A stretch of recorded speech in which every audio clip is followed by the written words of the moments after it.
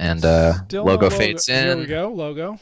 Background is fading into snow, and logo fades out. So that should help. Okay, so there's kind of a lot going on in this movie. Tim Burton wise, Batman wise. This opening, remember. I remember a kid telling me before I saw this movie that you get to see the Penguin's parents in Batman Returns, which was just mind blowing to me. And I didn't even realize that on top of that, it would be his parents trying to drown their infant son. So this stuff like this is why McDonald's was upset by It is, and that never that's kind of dawned on me. it's kind of it's kind of like I guess the McDonald's deal was a really big deal at the time, and that's why they paid attention to a minor backlash, perhaps one or two irate parents calling in and complaining. But if you go on YouTube and search Batman Returns commercials, you'll find a ton of McDonald's commercials. Like, yeah, there was a Tiger handheld electronics Batman game and, a couple of other items of nonsense, but the McDonald's thing was clearly heavily promoted.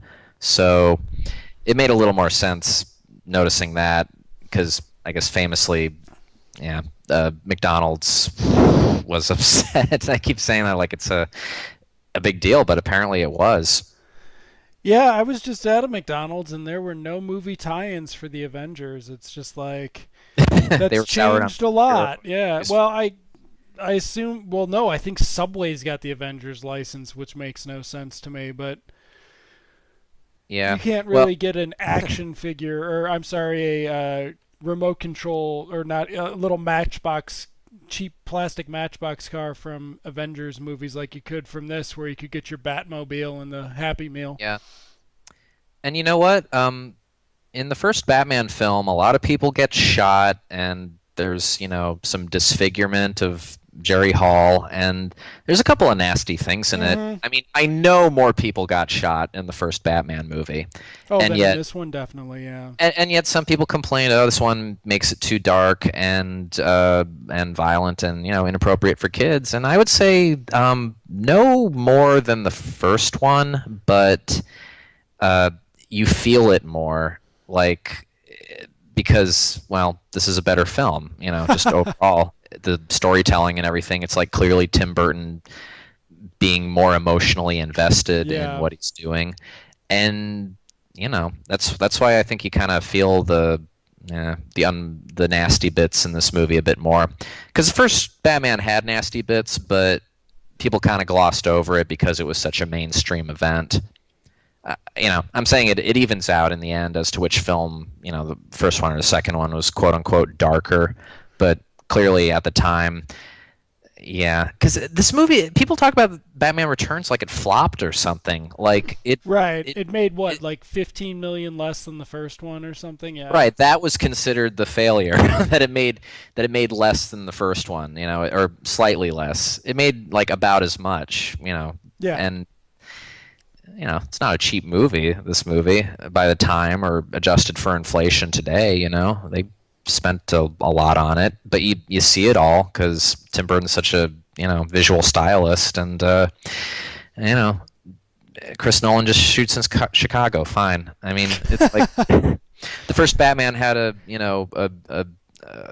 German production designer who killed himself after winning the Oscar, and in Nolan movies they just shoot it in Chicago. Okay, like why create an unforgettable urban hellscape when you can just shoot in Chicago? Yeah, it's good. It's a city, right? They're all the Gotham, same. Gotham Yeah. City, Chicago City, both cities. Yeah, which is to say, yeah, obviously I don't think much of the realistic production design, because something like this, the lapse in logic, I guess, like people have problems with this movie too because they think the whole the story is silly, and it is more fantastical than the storyline of the first one, which hemmed very closely to like this gangster movie structure. And this one is like a political movie structure, but with these little Burton-esque details. Like we're supposed to believe that this kid survives this and is raised by penguins. Yeah, because penguins are able to, nurse him How or did they get the something. basket open? Right? It, it, It's like these are easy things to pick on, but if you do, you will be picking on things the entire movie and kind of miss the point.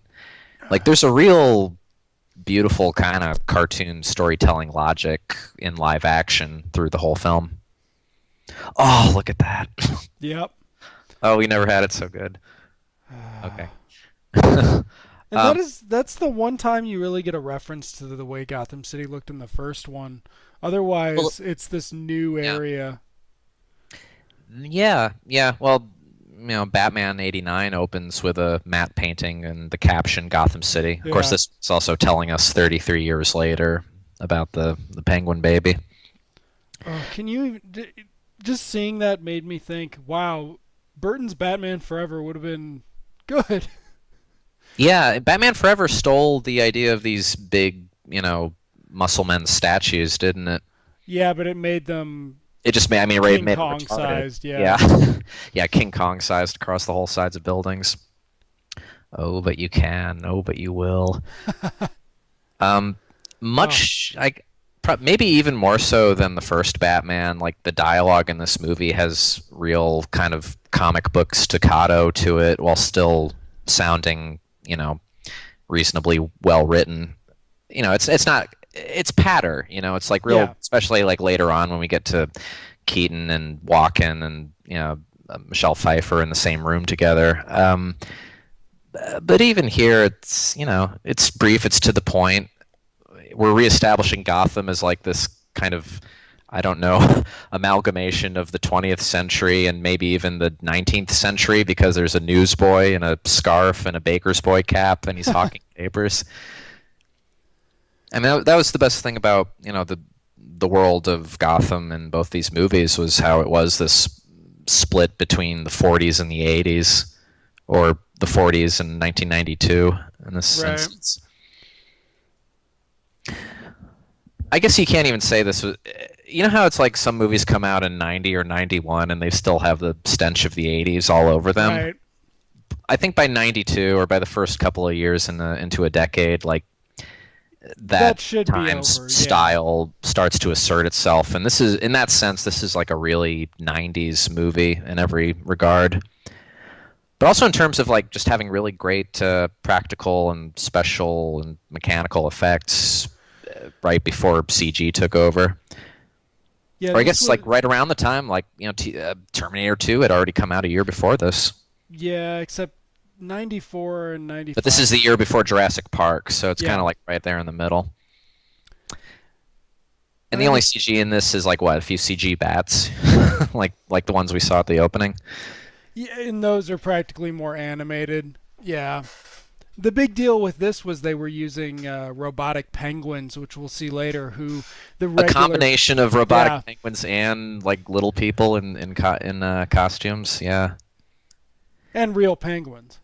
for another sequence of total cartoon logic absurdity, an army of penguins launching rockets. Or, anyways, we're getting ahead of ourselves here. Chris Walken, he's great in this. He's really funny.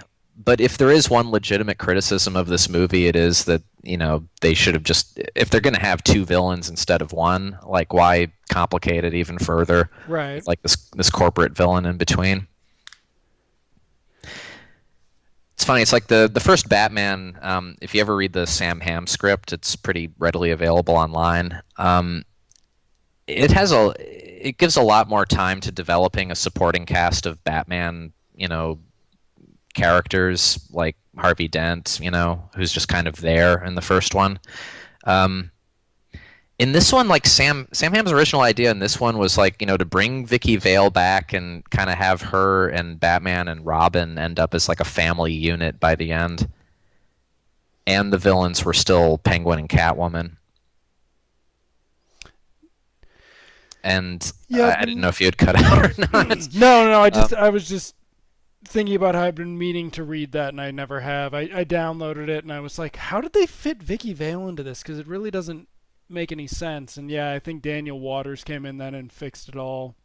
Yeah, and actually, like Daniel Waters' then script, if you read that, like it's practically Batman Forever. Like it is really jokey, really campy, but it still has like the whole revision of the story, just getting it down to like Penguin and Catwoman and Shrek and Batman, and there's one scene to introduce Robin, that they dropped and didn't even film. So I don't know, somehow in the middle, or God, maybe Wesley Strick tightened it up. I don't know. Except that in interviews, Daniel Waters like says that it was Wesley. He points out that line where Alfred suggests that he watches something with more class, like The Love Connection, Uh-huh. instead of the Penguins news conference. Yeah, Daniel Waters is like, that was Wesley Strick. Like, don't blame that. Don't pin that on me. That line. So that's all we know about how it broke down beyond that. So yeah. We're about to meet the Red Triangle Circus Gang pretty soon. And you're gonna And, see Batman kill someone.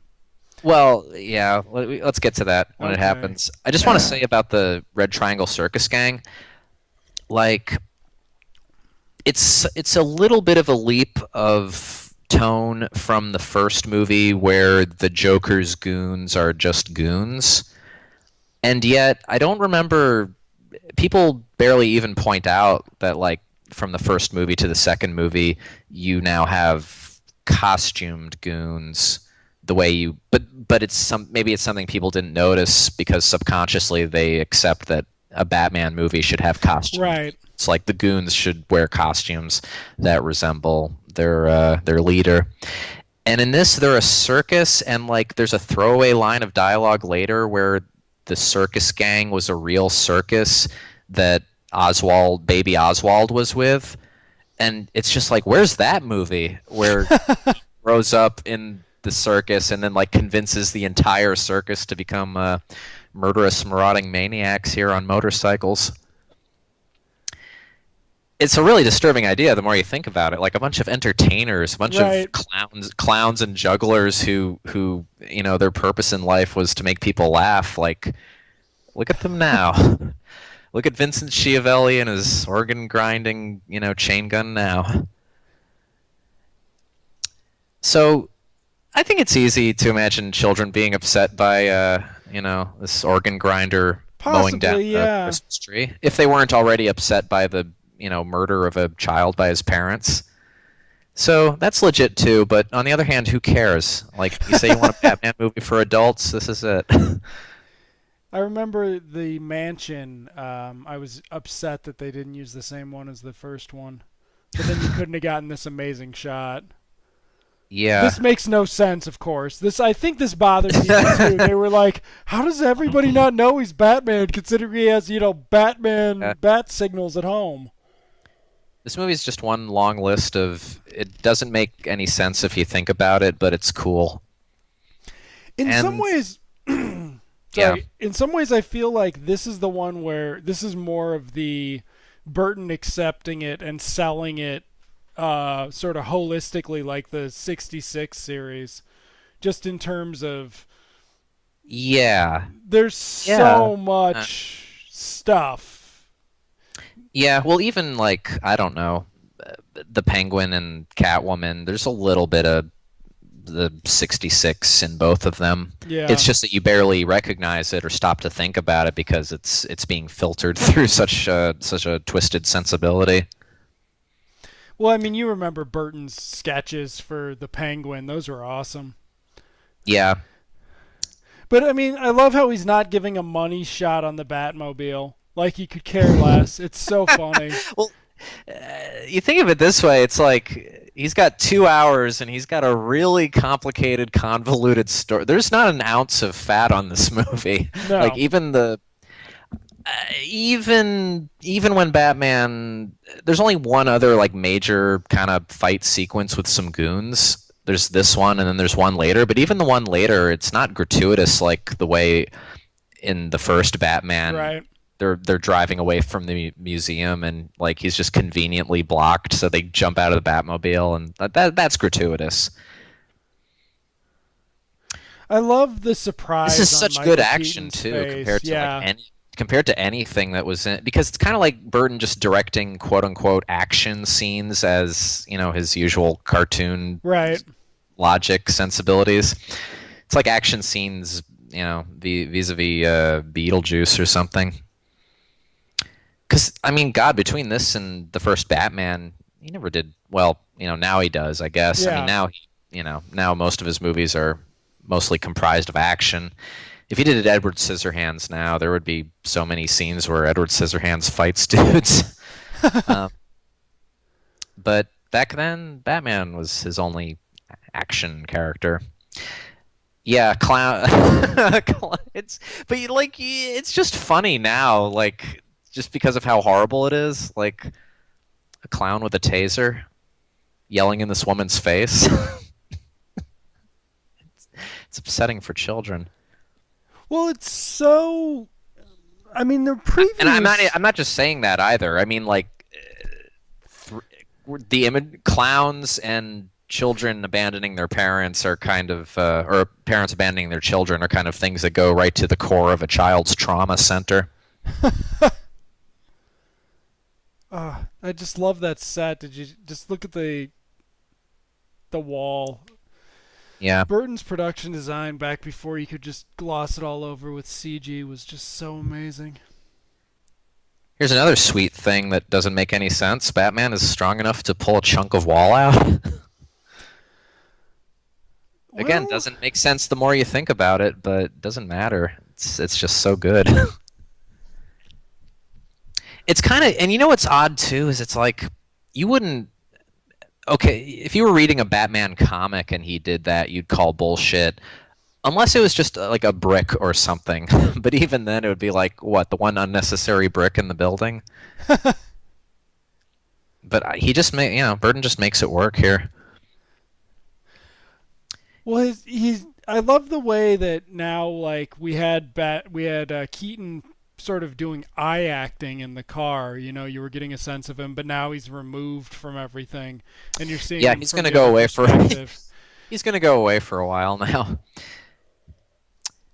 It's interesting when you hear Keaton do interviews about this movie. He says, like, I felt weird about doing a sequel. I felt like I'd be doing a caricature of, my performance from the first movie and stuff. So, and yet to be so integral to this, and yet to not to be, because I suppose when Batman Returns came out, it was taken as a given that Michael Keaton would be Batman again, and Right. yet you never hear people say about Batman Returns that a problem with it was that there wasn't enough Keaton.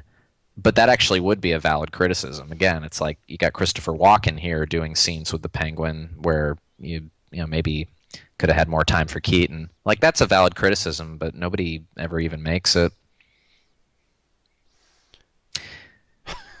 This scene definitely had me pretty weirded out by the time I saw it.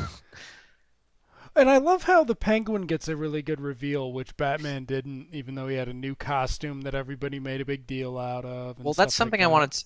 Yeah, the costume is only slightly more kind of vulcanized from the original. Yeah. Like it's more armor, less sculpted musculature. But Right. you raise an interesting point, which is that this movie almost takes for granted that there's going to be Batman movies in the future. It's sort of aware of that, and I think because it is, it then goes, let's not spend that much time with Batman. Let's, enjoy these villains' company who we only have for for one For movie. one movie, right? And that's why the villains get more time. Burton would defend the first Batman, and he'd say, like, Nicholson doesn't have that much more screen time than Batman, and it's good that Batman doesn't have as much screen time because he's mysterious. And that kind of works to an extent with this one, except that kind of by nature of this follow-up movie, Batman's not as mysterious, which is why it's great to see his scenes later with Pfeiffer and stuff. But, like, yeah, Michael Keaton gets better scenes in this one Oh, to be much Bruce better, Wayne. Yeah, than the first one.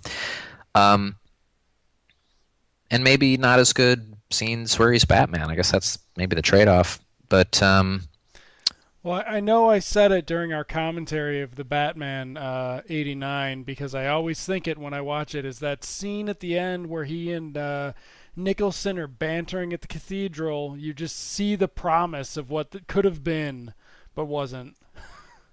Yeah, yeah, it's yeah, otherworldly, I think is the word you used in your stop button review. Um, yeah, and Batman, and by that turn, Batman Returns is otherworldly from the start, isn't it? Right. I guess that's the thing. It's like, the 40s, 80s split. Batman, the first one, is very much a movie of the 80s. It has all these little period details that clue you in, even though they were trying really hard to make something timeless, and they succeeded to a really large extent. Batman Returns, though, even more so. This is really like, it's the latter half of the 20th century, and oh, that's right. Batman scratches a CD at the end, like he's scratching a record. It's, maybe And one you've more got valid these criticism. costumes that are out of the. You look at Shrek's costume, and I don't know.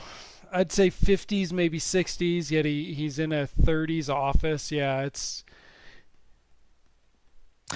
And to be clear, you're talking about Christopher Walken's character, and not yes, the other. Okay. yeah. With his fur Uh, on the. yeah, yeah, like the Rockefeller, almost displaced in time. I just Green can't. Yeah. green nuclear waste slime. There's a 1992 touchstone, I guess. Kind of, evocative of the Ninja Turtles, not to mention the Penguin living in the sewers. Well, this one didn't have any comic book references in the same way the first Yeah. one. There was no Corto Maltese reference. Yeah, exactly. Um, Although Daniel Waters' original script was so campy, it actually ends with two Red Triangle Circus Gang members saying that they hear that the Riddler is hiring. That's real. That's how far. That's how far in that direction it was. Um, yeah. Well, this is something to talk about. The Penguin, boy, all the way up until this movie, the Penguin had pretty much been depicted as he had been, like, when he was originally conceived in the 40s or 50s, right? Yeah. And this movie changed the Penguin's character design. He was certainly fat forevermore, for one thing, but also allowed to be a little bit more disfigured and freakish. And people criticized Burton for this, despite the fact that the Batman's rogue gallery is, nothing but a cavalcade of circus freaks. So, what was wrong with, extending the Penguin's freakish Right. characteristics? And I mean, And it's really, yeah. well, he's the Penguin's the linchpin of that Gotham series at this point. So Yeah, and I want to talk about Gotham real briefly. It's crap. It's still better than Nolan movies. wow. I can explain why really simply. It's trying to be half Burton, half Nolan, Okay. which is still better than trying to be all Nolan. So does Daniel Waters' characterization of, a feminist Avenger as Catwoman, like, does that ring true to you? Because I can, like, you meet so many girls who say, like, oh, I loved Catwoman in Batman Returns, like she was so, sexy and badass and everything. So, like, they clearly struck the right tone with her. I guess maybe it's just this coming into my apartment and talking out loud through everything. It's a scene that feels a little sitcom-ish, perhaps, but Michelle It Pfeiffer's genuinely frightening later on, so you really believe the character, if nothing else. well, it's also very weird because she has this very yes, it's like a depressing sitcom apartment, like a Every, Fox sitcom from the late like '80s. the, it's like the apartment from Eraserhead. Oh, I wonder what It's this would look like in black and white. But, and then you have Michelle Pfeiffer on the answering machine with that guy having like a what is it, a ski date, and it's like you can't even imagine it in I her. know, like he doesn't want to bang Michelle Pfeiffer. Okay. She's not quite believable as the mousy put upon secretary. Let's just put it that way. Which is a minor quibble because obviously she doesn't stay that way for long. Um, they This kind of always, yeah. yeah. I mean, this No, this come on. whole way of getting her out of there is lame, but that shot of her apartment, Burton knows how to shoot his sets more than anybody. You know that he just loves the set when he's got it right, and he just loves shooting it. Look at the way he sets up this stupid chihuahua on the left side. Oh yes, Pepe. Yeah, I guessed it was your chihuahua's name.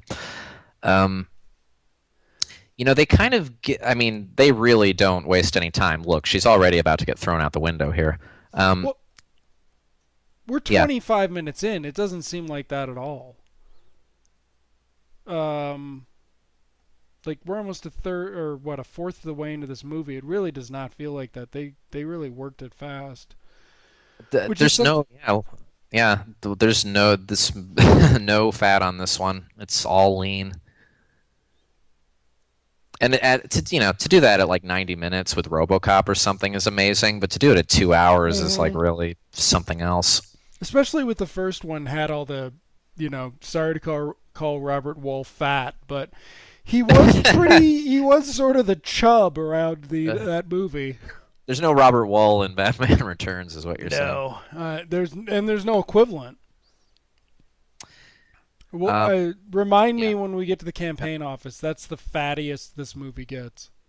Oh, but I love that scene. But it is the Really, fattiest.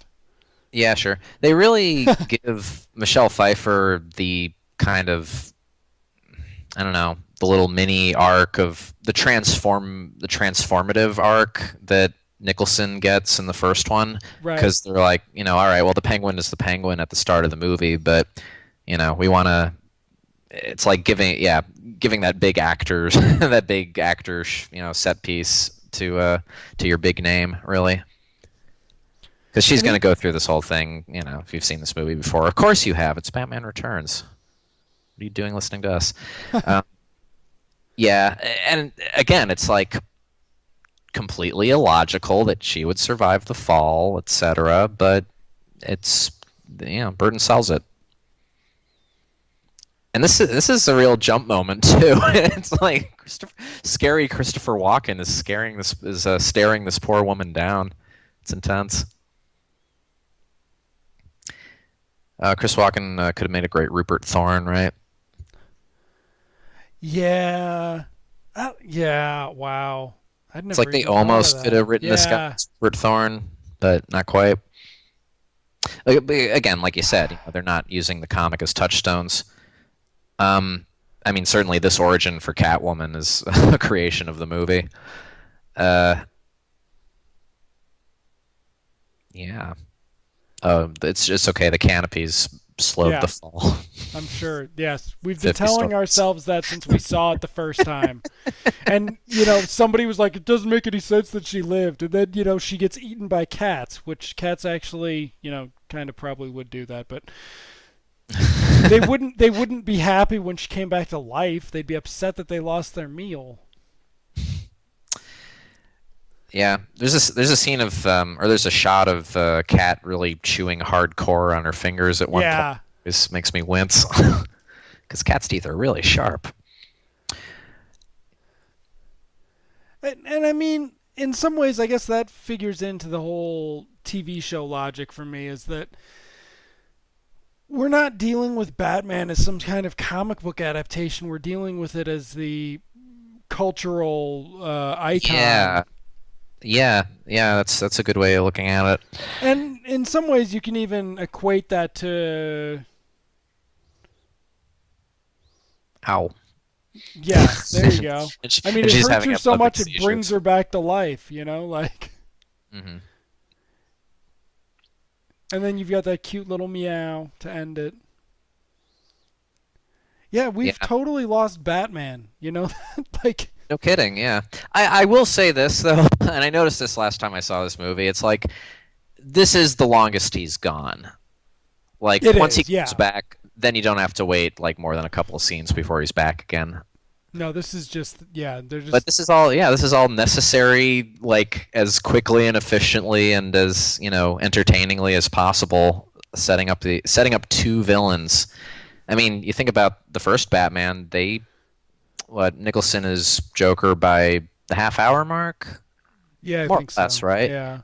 Like it's pretty tight too. So yeah, we're at about the half an hour mark now, and she's gonna chew the scenery a bit, but then once that's done, then we're in business. We got the villains and we got Batman. She drinks milk because she's like a cat woman. A cat. Whoa, this cat woman, Selena Kyle. You should have done the whole commentary as Chris. Yeah, the fake Christopher Walken commentary. I didn't even know what I was doing with this scene. That's terrible. I just don't. Oh, I love how. Okay, so she's got a answering machine and then the rotary dial phone. Oh, I never noticed that. Yeah. Her refrigerator looks very 40s. Oh, This is freaked that me out Sock as a Monkey? kid. Did she just put Sock Monkey down the?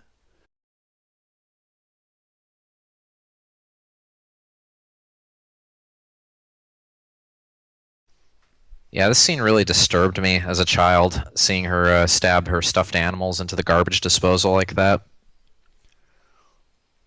And Yeah. she smashes the place, it's well, God, it's a real character moment, isn't it? And they're not, notice how like Burton's not even really like that crazy with the camera. He doesn't No. move it all over the place. No, he really just lets. These are his Batmans were much more actors movies than anything that came afterwards. Yeah. And he gives you enough. Because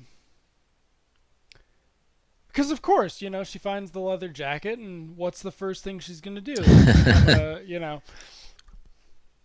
Yeah, well, there's what I often say about comparing the first one, but also this one with the Nolan movies is that these ones have poetry to them, and they're in touch with their feelings, if you will.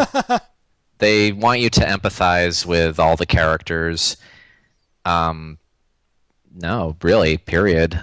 And yeah, they're much more about seeing actors play off of each other.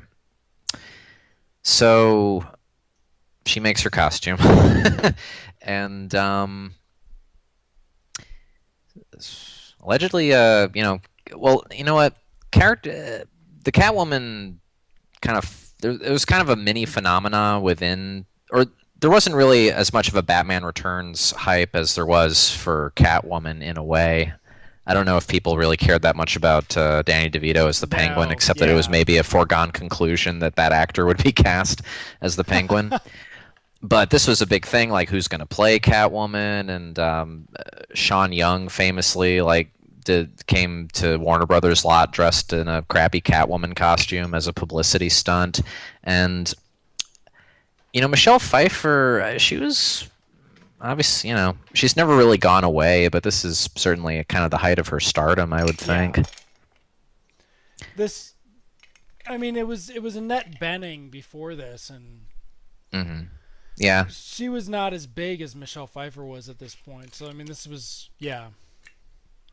It's kind of like the role Madonna wanted to play in Dick Tracy, as far as like being a dangerous femme fatale blonde. It's funny. It's like Dan Waters he's criticized Sam Hamm's original script as turning Catwoman into just a sex object, but like she's so sexualized in this movie.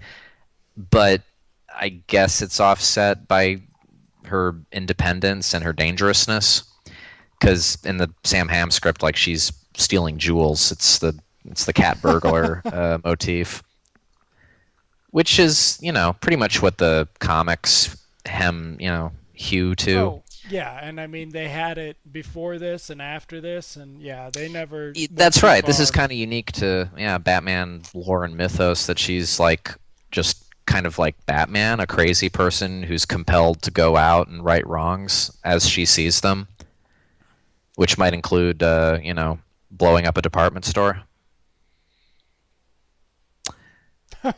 This moment has kind of annoyed me just because like he's going up on the duck platform and then he's not on the duck when he comes out, and it's kind of like they're revealing the duck too early. They're just like, "Hey, look at this thing! Like you're not going to see it again until the end of the movie." But yeah, isn't that neat? Um, oh well. Ah, the hats. Remember back in '92 when people dressed like this? Yep. It's not, Wintertime, of course, winter of clothes. course. Well, what was it? Kennedy not wearing a hat is what killed them in the 60s. Yeah, it's Yeah. was that Burton's idea or was that his costume designers, I wonder, What, for the the flipper first hands? one? No, the hats. Oh, well, I don't know. I've seen Bob Ringwood drawings of the gangsters, and they've got their fedoras and everything. Okay. I don't know whose idea it was. This was a big screen TV in 1992. Yeah, the last time I watched it, I was looking at it going, wow, that's just terrible. Batman's TV is so small, and his fireplace is so large. I don't understand.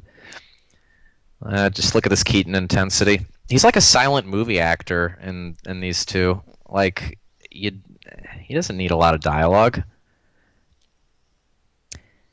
You know, the people who made Batman and Batman Returns expected their audience to be able to pick up on subtext and inference. And if this were a Nolan movie, there would be like a huge exchange between Bruce and Alfred about how he and the Penguin are alike because they're both orphans. Sometimes, and then they'd go on to say like, sometimes orphans can turn to the light side, and sometimes orphans can pursue vengeance. And Well, no, because it's here they don't. Here they just let you look at Keaton, and and you the get Christmas all that. tree. Yeah, it's And he says, this guy's parents. I hope he finds them. You get it. yeah. I mean, it's just This whole thing, okay, in the Hall of Records, and then he's going to creep by in the Batmobile, spying on him. It's a really long way to go to set up this thing at the end of the Penguin kidnapping Gotham's children. Just so grotesque and like, okay, here at this point you don't know that yet, but okay, so yeah, I forget sometimes because you see the movie so many times, but it's like then we see Batman in his car saying, "I think he knows who his parents are," and it's a really, sinister insinuation. I mean, maybe even at this point in the movie, you could kind of guess that this might be what the Penguin's doing. He doesn't look, he's up to something. Look at him with his fucking quill. And his really, really good handwriting, surprisingly, for being raised in the sewers. well, I mean, if you learned how to write with a quill, why bother doing that if you're not going to write well? Really great Batcave Yep. shot here. Not gratuitous. Burton could have cared less. I mean, He barely shows the Batcave in the first movie either. Right. He's reading the newspaper articles. This is another thing that used to exist, microfiche. How much do you love these like octagonal frames that he's rocking? I think I talked about it on the last commentary. When I was a kid, I wanted the Batman glasses and never could get them from the first one. I don't think I ever wanted these though. I mean, Yeah, he doesn't know that Vichy Soir is supposed to be cold because he was too busy being Batman to understand the class expectations of being rich. It's like why he sat across the table from Kim Basinger in the first one. Advancing ice alters ecology of Alaska town. Is that now like, yeah. in any other comic book movie made since, there'd be an article about Metropolis, of course. Yeah, exactly. People, why can't you just be happy with this is why Superman works alone? They weren't trying. They didn't give a shit about trying to build a universe back then. They were just like, fuck it. If Ben Affleck has any sense of humor, that line will be in that fucking movie.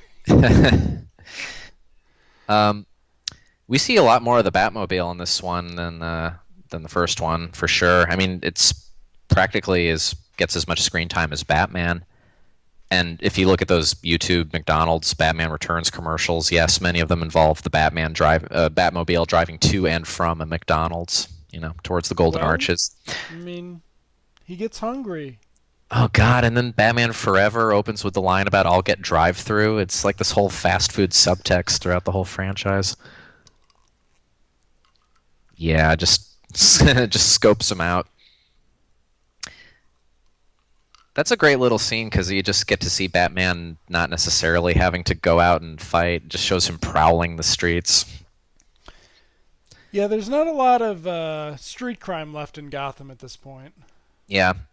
So here's, we're veering way back into gothic Tim Burton territory here, visiting a graveyard. Wow, in a Tim Burton movie, a graveyard. What a surprise. And this scene just kind of goes, doesn't it? I mean, talking again about actorly moments, but it's got this great, it's got this great layer of the Penguin just putting on a show for the crowd. Like the characterization of the Penguin. Let's talk about that again. I mean, he's not pompous. He's not exactly arrogant. He's more just driven by resentment and well, I don't know, but he does have entitlement. Yeah, that's the word. Rage and entitlement. As opposed to say the Joker, who's just this anarchic clown. Yeah, Penguin's it's a really fully formed characterization of a villain, and just period as far as movie villains go. And you can almost talk about him as an original compared to the comics because really they just borrowed a few visual motifs. The umbrella, And the top hat, and that's top about hat. it. Yeah, I mean even in in the comics, okay, the Penguin had a love of birds, but it wasn't specifically penguins, and he didn't need to specifically have penguins around him, like when he's just hanging out. Let alone that he's a miscast from society freak who has to hide underground in an abandoned in the in the abandoned Arctic world section of the Gotham Zoo. Like Gotham City is just going to let this zoo languish so that derelicts can live there like this one. Let alone for like what 33 years was it abandoned at the beginning? Or was he No. found by the circus that used to be at the zoo? But they're two different things. Yeah. By the way, imagine being 8 years old and trying to figure this out.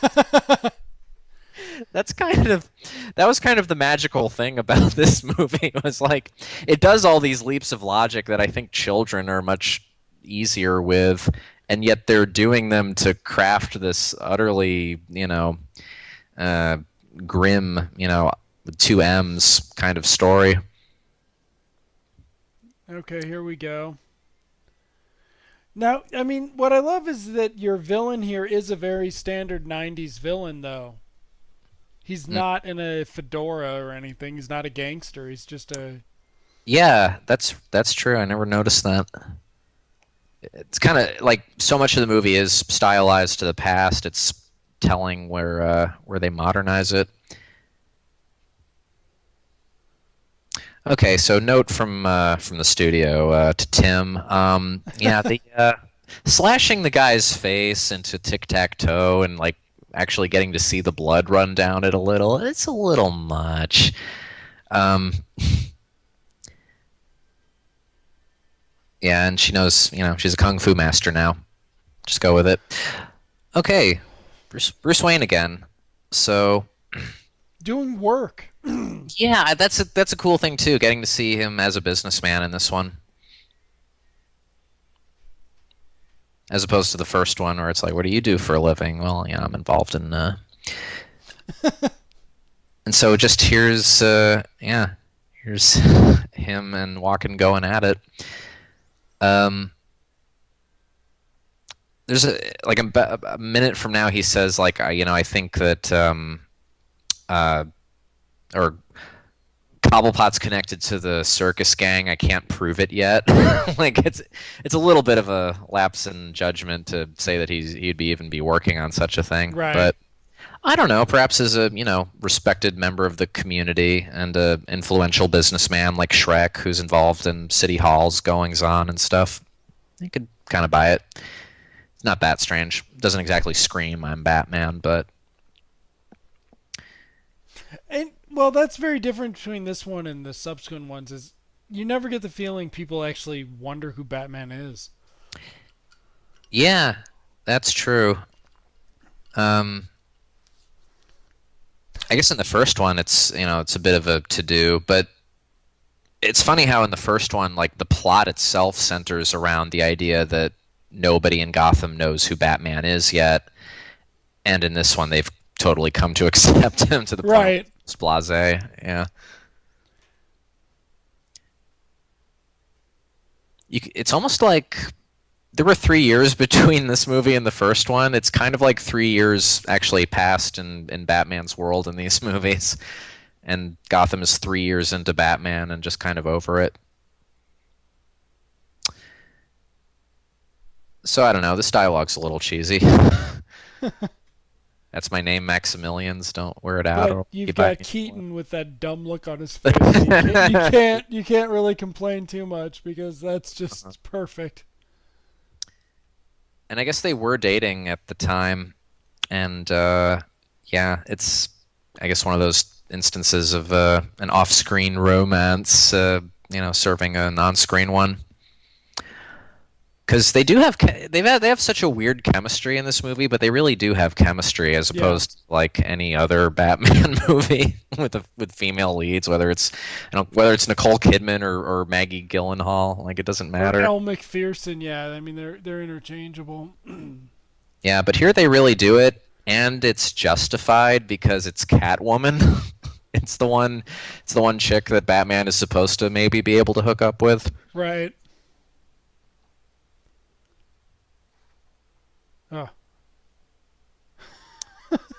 That's very 90s Daniel Waters-y kind of writing there.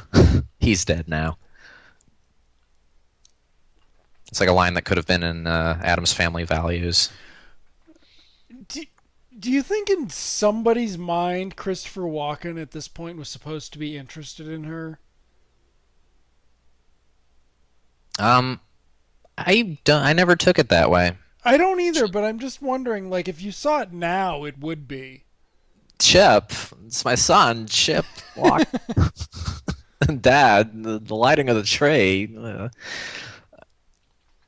So, yeah. Michael Keaton is like... have you ever heard a girl say that Michael Keaton is handsome? Nope. Exactly.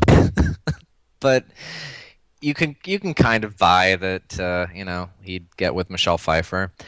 And there's something about her and him as opposed to like, Vicky Vale, where it's just like, yeah, he's rich, but she's in love with him really because he's that great a guy, even though he's treated her like shit throughout the whole movie. She's in love with him, so it's okay that they slept on the first date. It's like, God, at least well, the flirtation process is a little more believable in this one. Oh, and also their relationship is totally screwed anyway because they don't know each other's secret identities. Ha ha. Look at the focus on this one. Oh. I know. It's like it might be a Now diamond shot. You can see a little bit of blurredness, like right in the center along his book. We do that with CGI now. Okay. Why bother using lenses?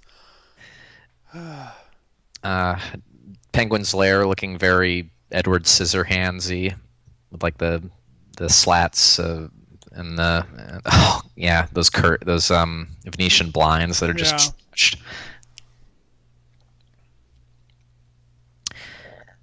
So I'm gonna justify the Penguin some more from all the haters. Burton got that Batman villains are drawn from the horror genre, the way that Batman himself is a version of Dracula. And, the Joker is the man who laughs, and Two-Face is Jekyll and Hyde. Catwoman is, I don't know, a cat woman, cat people. She's a cat person. The Penguin is kind of cut from the Hunchback of Notre Dame cloth, but I really like the kind of Dickensian spin as his motivation that he wants, if he can't get his wealth and status back, then he's going to take it out on society. That's just this thing. It feels real too. He's not just the Joker who's committing crime because it's fun and he's crazy.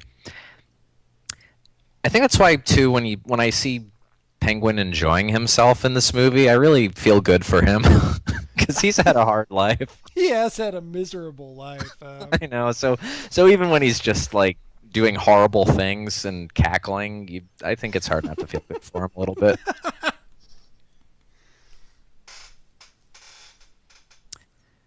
So this scene you said was the one that was a little fatty, and are you referring to Jan Hooks here and the other guy? Skip. Skip from whatever show that is, yeah. Family Ties, maybe. And I don't mind it. It's a good bit of fat. And I mean, in '92, it was exciting that Jan Hooks was going to be in this. Yeah, she's really funny. Yeah. Probably best known to people these days as the tour guide at the Alamo in Pee-wee's Big Adventure, who Which is informs them kinda that there is no scary. basement. Yeah. Since she was like the only woman on Saturday Night Live for 3 or 4 years. It's a similar character. Okay, so Tim, does the Penguin have to bite the guy's nose off? I mean, There were no notes. There couldn't have been. There couldn't have been a single note on this movie. well, right, because then maybe this stuff wouldn't have gotten in there. Oh, and they Oh, with the- I mean- he lingers on that Oh, shot with of the blood. Yeah, squirting. it's just amazing. Let's make a mayor. That's tougher than anything in The Dark Knight. You know what? No That's- shit, That's right? tougher than the pen. How much blood did you see with the pencil trick? Look at that! It's just streaming down his face. He looks like he looks like a differently abled person who's in a dentist's chair, and there's just blood everywhere because he never brushes and his gums are all puffy. Anyways, oh yeah, the French flipper trick. Let's throw in a sexual reference with a deformed hand. I was actually just reading that. It's just stunning the more you pick it apart. There's a dead fish in the middle of the frame. That the This is like a Larry Cohen movie. He's like an It's Alive baby that grew up.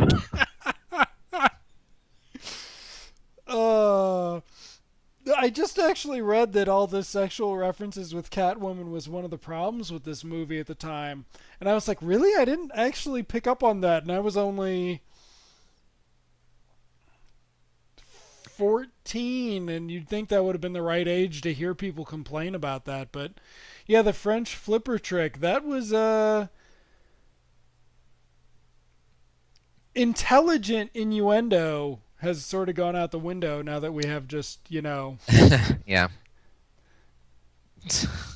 Now you just say he was going to finger pop her with his deformed flippers.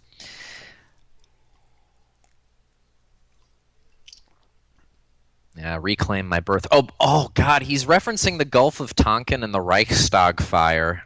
Like the cultural literacy and the historical knowledge that this movie assumes of its audience. Like I thought people were dumb in 1992. Well, okay. Look, this movie assumes that its audience is intelligent. I'll just say that. Let's leave it at that. Let's not extol the virtues of 1992 that much. It wasn't like this magical golden moment in cultural history or anything. I believe Wayne's World 2 came out that year as well. Yeah, exactly. So.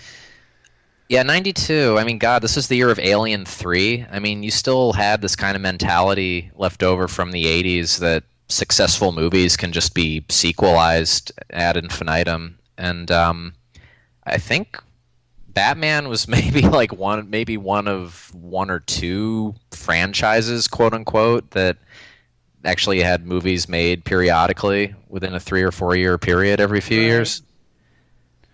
Even successful comedies. I mean, they didn't, roll out with Austin Powers 2 right away. It was like 3 years later or something. Anyways, yeah, that's my point. People, again, it's like people. There's no Well, way that Batman Returns could have bombed hard enough for them not to make Batman 3, is there? I mean, unless it was just like a there was no disaster of chance it insanity. would. Yeah, I Yeah, mean, there was there no was no chance. There was chance. just no chance. So, yeah, Tim, just do whatever you want. It'll be fine. I guess, but that wouldn't even happen today, would it? I mean, maybe with something like I don't know. I'm reaching for a comparison. I'm thinking like what Guardians of the Galaxy because nobody knew the comic before this one writer director made this movie, so they might let him have Right. more creative control on the second one. But I don't know. Here So we yeah, go. this is one of those. I know we've talked about this about regarding Burton before, but this is like one of those rare times he had a huge budget and total creative control. This might have been kind of the peak of that in terms of like the peak of his skills and the size of his budget. Unless Mars Attacks cost more than this, I don't know. It might have. Why? Why the hell did they let him make that? Because Ed Wood. I guess, yeah. What the It's hell like were they thinking? Ed Wood didn't make any money. No, what the hell were they thinking? It got a lot of great reviews, but it didn't make any money. Nobody went to see a black and white movie. So, Catwoman, pretty fetishized object here. And yet, and you're more well read in Batman comics than I am. Would you say that she's characterized a bit more dangerously than she is in the comics? Oh yeah, I mean in the comics in the '80s she was a cat burglar, Yeah. and then there was the Frank Miller revamp of her, but that had gone away by the '90s. She was a busty dimwit by the '90s. Speaking of Again. Ed Wood, look at these guards. Oh yeah. um, yeah, they just walked off the set of Plan 9, I guess. Yeah, even just whipping people is such a violent act, and to make it Well, her accessory, and that was something that was integrated into the imagery of Batman after this movie, right? Catwoman having a whip. I'm not sure on that. Okay, maybe they didn't keep it Here around we for too go. long. But this is like Looney Tunes. Like, how could you get upset at this? Nobody It's did. I don't think it's people Sam got the upset at that. Batman I is think like right. Nobody did exactly. that Not wasn't until one of the complaint points. yeah, One of not the until interesting things is you it's have that Michelle one Pfeiffer in comes. this Yeah, incredibly skin tight outfit, and Burton never once thinks to objectify her. that is so true, right? It's just like it never occurs to him. There's no butt shot. There's a fucking Nope. butt shot of April O'Neil in the Michael Bay Ninja Turtles movie, Well, and there's a Burt butt didn't shot of do. Val Kilmer. Yeah, yeah. They made up the butt shot quota in the next two movies. So here's a great patter. Here's a little of that Keaton and Nicholson in the Yeah. church tower flavor because it's very short, very staccato, and yet filled with subtext. And their conversation lasts about as long as it would in a comic book, or Yeah. maybe not, but it's believable. I mean, in a movie that's not real in any sense whatsoever, it's like they don't stand here and have this whole long dialogue scene. They just exchange threats. It keeps moving. And then Catwoman comes in, Hmm. and it just works. They both don't know what to say. When did they stop having actors in costumes act? I mean, like, you had it with Keaton Oh, before. probably around the time of X-Men. But I mean, like, Michelle Pfeiffer right there, she's out of breath, you Mm. can see her thinking. When did people stop caring about this? Is it really X-Men? Well, this is the thing too, is like at the time of Batman Returns and even throughout the whole decade of the 90s, superhero movies were not a real subgenre. You could count the number of superhero movies Oh, throughout yeah. movie history on like, no more than two hands. So, yeah, I wasn't playing by those kinds of rules. And I guess if it's kind of like there's no world building is a very Right. popular phrase in fiction, and Batman Returns and even Batman to an extent doesn't have much. Batman, the first one, does do some conscious world building. I mean, they introduce Harvey Dent so that presumably he can come back in a future movie as Two-Face, but Batman Returns just kind of tells you what you need to know as far as like Right. Shrek's company. There's a zoo, and there's the Red Triangle Circus Gang, and Gotham. Go. I mean, God, it's such an afterthought that they even bring back Commissioner Gordon in this one. Like, it's probably contractually obligated because there's just nothing. There's just nothing for Gordon to do in this movie. I think he's literally in two scenes. No, the mayor gets so much more to do, which introduced me to Michael Murphy, which was cool. Hmm. Okay, so here Catwoman's gonna rub Batman's balls, and I didn't see The Dark Knight Rises because fool me twice, won't get fooled again. But um, I'm sure Catwoman in Dark Knight Rises doesn't get that close. I would be shocked. Feeling up his vulcanized abdomen where the abs used to be. I've never noticed that Michael Keaton smiles at that. Oh fuck yeah, he does. Um, an erection must be very uncomfortable in a Oh, bat suit, it's gotta kill. It's just or gotta at least kill. at least this bat suit. Um, which is to say, I guess it was uncomfortable for Keaton, or Oh, maybe not. this is my favorite scene. Look at Batman just Chilling Batman's had a out. bad day. He's Look at Batman tired. just having had a bad night out here. It's wonderful. And the phone. No wireless, handless No. interlink or anything. You just pick up a fucking receiver. And he's in it. He's got his. You can see the gloves. There's the real cape. It's not CGI. Yeah, it's just awesome. Keaton might not get all that screen time in the first 35 minutes, but he gets a more humanizing scene than. Yeah, no, that's the thing. That's why in the end it doesn't matter. Like it would have been nice to see more of him, but it's you can't be dissatisfied with what you got. So, hmm. Well, Penguin and Catwoman are about to meet each other. You saw Birdman recently, didn't you? I did see Birdman recently. Yeah. Well, just to keep it on point, what did you think of it as it relates to Batman?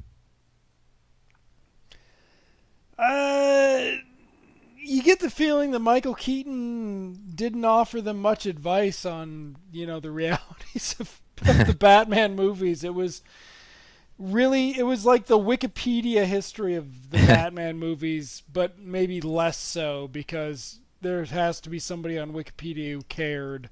Yeah. Here's Penguin perving out again. I love that his sexual frustration is such an integral part of the character. Again, relatable. I Good didn't for say that kids, before, did too. I? I'm saying it now. He's relatable. Maybe not so much for kids. Maybe for maybe for kids who are like now entering adolescence after having seen the first, and their skin's breaking out. Maybe they got a weight problem. They're seeing themselves a little bit in this guy. And Catwoman, of course, the elusive feminine mystique.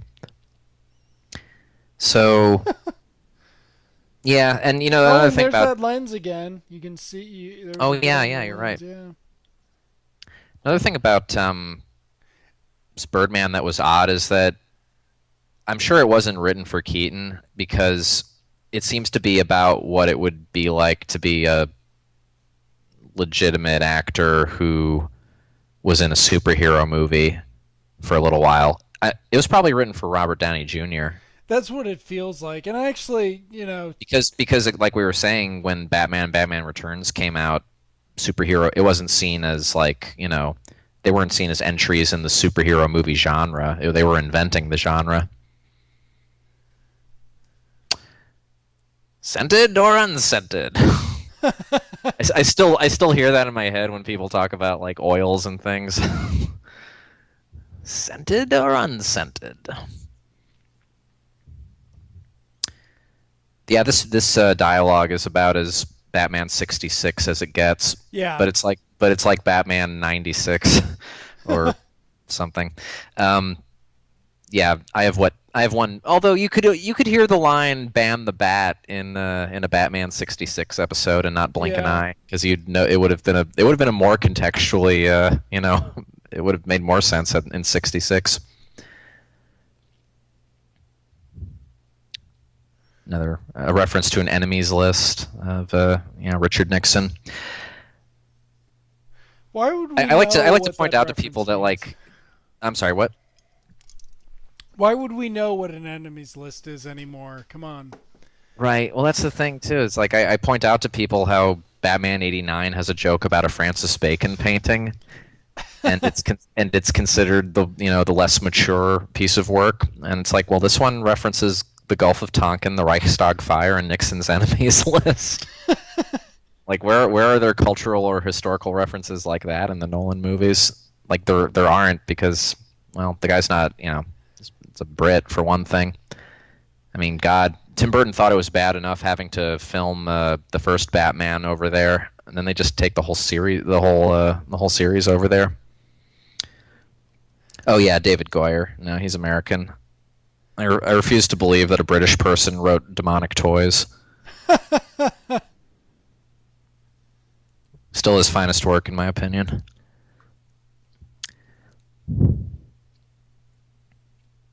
I love the little visual motif here of the penguin making, or it's not a motif, but the penguin making the bat with his hands, because it doesn't mean anything. No, it does. I mean, it has meaning, but it's an image with meaning. And it's so memorable the way it happens organically. Mm-hmm. Like, I have friends who, like, different people remember different things from movies, but like I have one friend for whom yeah, that was the thing. Like he does that when he sees shadows on walls. He does the penguin's the penguin's bat shadow. There's that big There's screen that TV big again. screen. I was just gonna say. This is another is he eating carrot sticks here? I've always wondered what he's eating. Well, Alfred's keeping him healthy. Come on. Yeah. This is a line I use in real life, coming up from Keaton here. I hope and pray that the Batman will be present to preserve the peace. He is eating carrot sticks. Look at him. Yeah, you can hear it crunch, right? He's Subtle. healthy. And here's another great Pfeiffer Keaton scene. So, having Catwoman as a major character and, villain really sort of solves the problem of how do you have more Batman, or how do you have more Bruce Wayne in the movie without having to do character development? Because, like, that's not something. It's like the character. I guess it's like the way Keaton talks about the character. You can tell, like, not wanting to reprise it. You can tell that he saw it as this self-contained thing. Bruce Wayne and Batman are as they exist in the first movie, and to do him, there wouldn't be any point to doing him more. Like, there's no development there. He is who he is, and that's kind of a more, I don't know, artistic way of looking at it than just what new things can we have happen to this character? Because with every superhero movie, every Marvel movie and stuff, it's like, what can we do to this guy in his personal life in the next movie that will give him, quote, character development and arcs and things? But here it's organic because, it's one character to another. Not just Aunt May needs her ear medicine.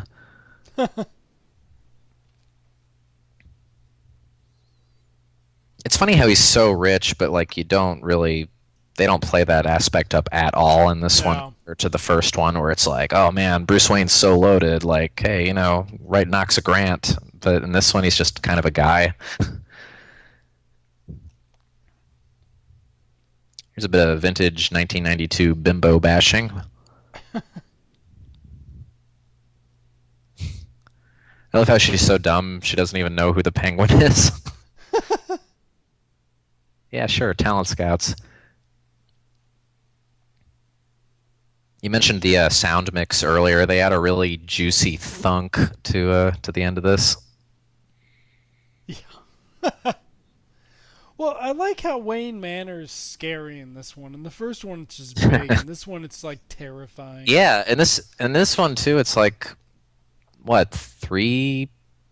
No, two sets. There's like the living room set, the um, study later, Hmm. and that exterior. Yeah, you barely. Yeah, well, because it doesn't exist, right? Like you said, they didn't shoot at a real mansion like they did in the first one.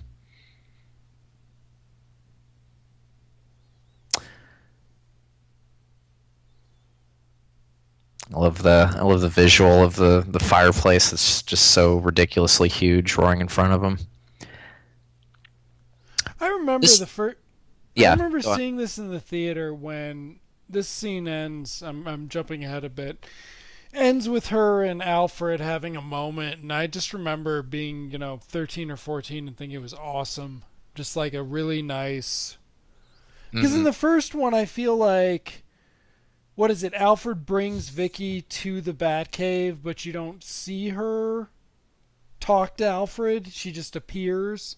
Whereas in this Yeah, one, it feels like they actually made a point to make Michelle Pfeiffer have a character yeah, who. that's right. She gets a nice little moment with Alfred, and they try to give Kim Basinger a moment with Alfred in the first one where he's saying like, "Oh yes, I used to wipe Master Wayne's ass," and oh, he was a delightful little scamp, and it feels totally phony. I will relay the message. Yeah, this one's much better. The dialogue here has a reference to Ted Bundy, which future generations are gonna have to look up Google. Yeah. on their cyborg eyeballs. But yeah, that's kind of the one bit that lets you know when it was written. Although Norman Bates, very that's kind of that's kind of perfect to hearing Bruce Wayne compare himself with Norman Bates. And people will, that's an easier name to recognize in the future than Ted Bundy for sure. So this is pretty hot and heavy. You really get to see them grope each other. Oh, but it has a point, right? Yeah. The scars. The recent injuries of their. There we I go. don't even remember, Michael Keaton kissing Kim Basinger in the first one. Oh yeah, On the yeah, on the stairs. stairs. Yeah. Yeah, one drink and I'm flying. Yeah. Oh hey, There's your other short. Pat Hingle scene. It's also Gotham City's other black guy. Like,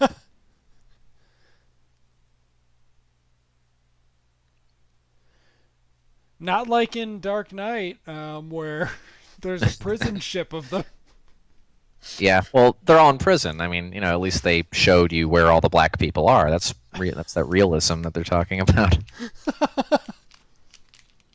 Gotham City, and yeah, it needs. Tim Burton literally said I didn't like filming the first one in England because it had a British subtext, and I thought about that after I read it, and like there's a subtext with Batman certainly about like hooded knights and frightening people, and it traces back to the Klan. I mean, they rode around on horses, and Batman was supposed to ride a horse in the first movie. He's on horseback in Dark Knight Returns. The whole knight, Knight, knight, riding, all that stuff. What was I saying? Uh, yeah. Again, Billy D. Williams. It's really sad we didn't get to see him be Two I Face. know. I know we've expressed that sentiment like 10 times over the History of Alan Smithy podcast, but because you just want to know what color the other side would be, right? I'm thinking green would have would have gone better than purple, like they used in Forever. This And scene's a little here's bit our goofy. yeah. Our He's most gratuitous Bat Cave scene. yeah, but at least that shot in particular on hangers. But now it's over. Yeah, but they juxtapose it nicely with here's the real difference between men and women. They're in a hurry and they're in a scrambled panic to get ready at the last minute, and Batman's just got everything organized because he's super anal, retentive, compulsive. He's rich too. Don't forget. Mm-hmm. There he is. Oh yeah, and the Batmobile is such a part of this movie that they have it be sabotaged, even though it makes no sense that Red Triangle Circus Gang could just figure out how to sabotage it. Penguin made them go to lynda.com and learn about these things. You probably noticed the early CG of the Batmobile armor. In the first one it's just stop motion, but it looks fine, and probably could have looked really cool here, but yeah, they went with some early CG that doesn't date well. Yeah, God, the mayor is in this a lot, isn't he? Yeah. This is our biggest street scene in a lot of ways. In the first one, they really show off the set. In this one, Burton's not so worried about wow, look at that CG. He's not so worried in this one about showing off the street sets. This one makes great use of the rooftops in a way that the first one didn't get to until the church tower. But, Gotham City being depicted as these long, arching, sinewy towers that stretch into the night sky, you get to see a lot more of that in this one. And also, where else are Batman and Catwoman going to fight? They're going to fight on the rooftops. They have to. It's the only place for a fight. How many superhero movies since this have had rooftop fights? All of them. It's just a place for people in costumes to kick each other's asses.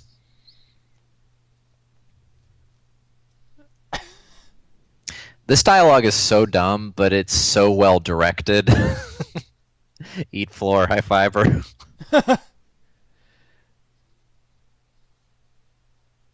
Yeah, the fight choreography is so much improved in this one from the first one, too. Yeah. I mean, the first one barely even had it. It had it in that one gratuitous fight where, there's ninjas and stuff. A ninja with two scimitars.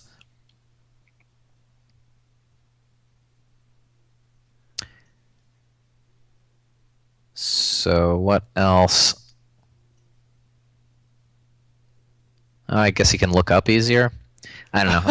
I'm not gonna get into the whole pedantic thing of making the kind of criticisms that led us with Michael Bay's Batsuit from the Nolan movies, where everything is just over designed and busy and has a million different little widgets on it.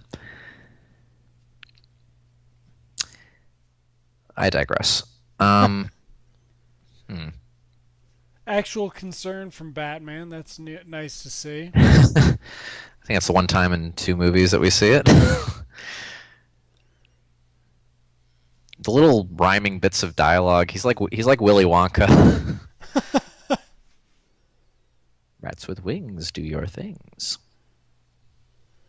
This is a violent moment that's just kind of glossed over and not dwelled on, because she's definitely dead. And there is definitely a big pool of blood under that fuse box. Nobody listens to Gordon. I like that. Gordon showed up to be ineffectual. He's only the police commissioner after all. All right, so here's some more early boners in young men's lives. This scene. She's not rubbing his balls. She's just, sitting on him. And the line about mistletoe can be deadly if you eat it. Why would anyone just say that? What if you were standing near mistletoe and somebody said, Dude, mistletoe can be deadly? When's the last time Catwoman sat on you? And look what he got. She licked his face because he said it. Hotter than anything Batman or Wow, Bruce Wayne has that's done in any movie so since. inappropriate. Yeah, that was really inappropriate, actually, when he licked his lips. I mean, well, and I um, mean, in a lot of ways, that's the most sexual Burton's ever gotten.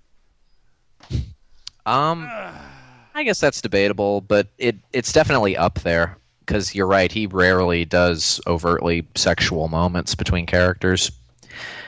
Um, yeah. Oh, right.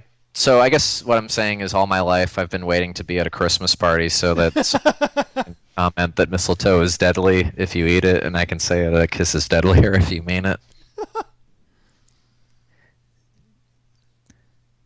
That one drink and I'm flying. Why are you afraid of flying? Is another good bit of banter to try to shoehorn into Yeah. everyday life. Look at that. The Is Batmobile had Bluetooth. Look at that. There's kind of something about the Penguin sabotaging Batman's Batmobile. Like, was this a famous Batman story once? Because I think it was they did it actually as an. it was an episode of the show. That was what I was wondering about because famously, again, we're comparing inspirations from '66. That was one of the most famous episodes, the two-parter where Penguin runs for mayor of Gotham.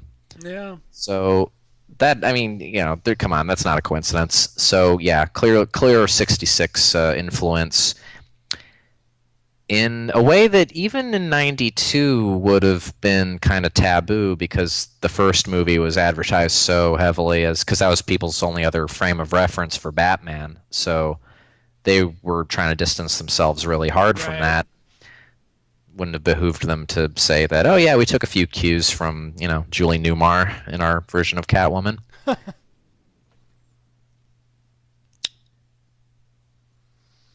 course, Nice bit of there was never a scene like this in '66 between Newmar and Burgess Meredith, Meredith now. or I guess Lee Merriweather in the Batman '66 movie. I think that who it was? Yeah.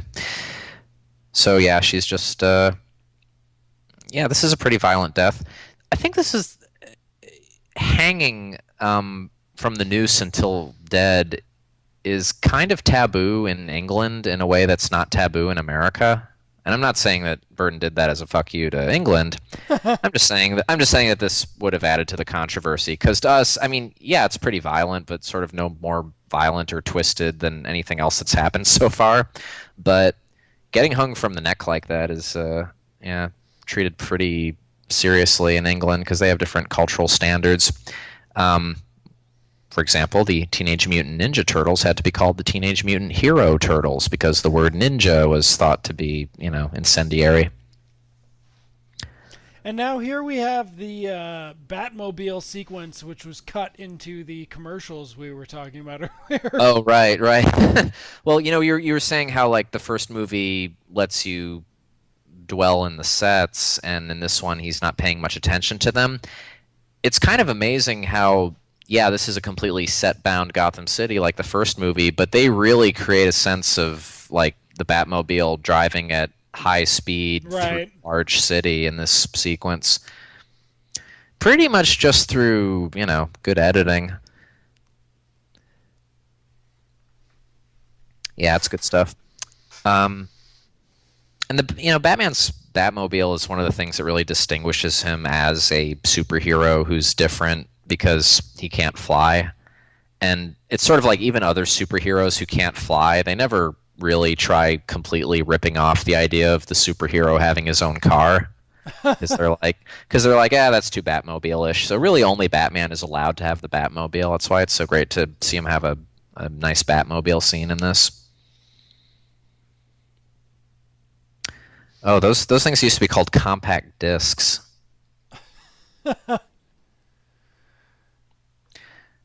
Notice how when the Penguin says he played the stinking city like a harp from hell here, it sounds different than when it's played at the speech later. Well, I like the idea that there's a recordable compact disc in '92.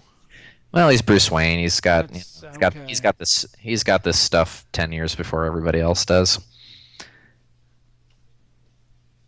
Really quick loading too. He just stuck it in there and Yeah, And it automatically recorded. I mean, that's pretty impressive. There wasn't any graphical user interface. No. It's just he just set that thing up so he could automatically record his Yep. conversations with Alfred if It need was be. the bat. It was the bat voice or Yeah, I, AV record. Yeah, who the hell I knows? bet. The bat What do you- FaceTime recorder. yeah, that time, that channel recorder. Okay, so he's gonna punch through the floor of the car. No big deal. Nope, it's fine. Because he's Batman. This is clearly He's the goddamn Batman.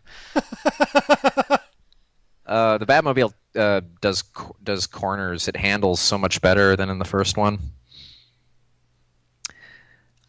Now, could this one go faster than 35 miles an hour or no?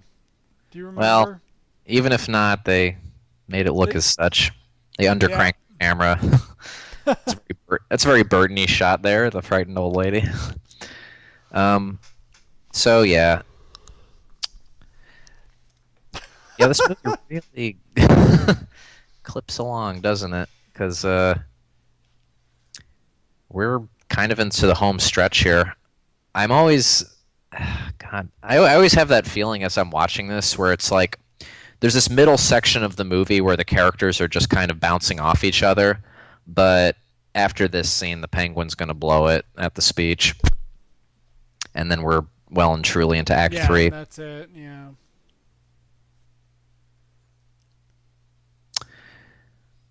Again, ad infinitum. It doesn't make sense. It looks cool.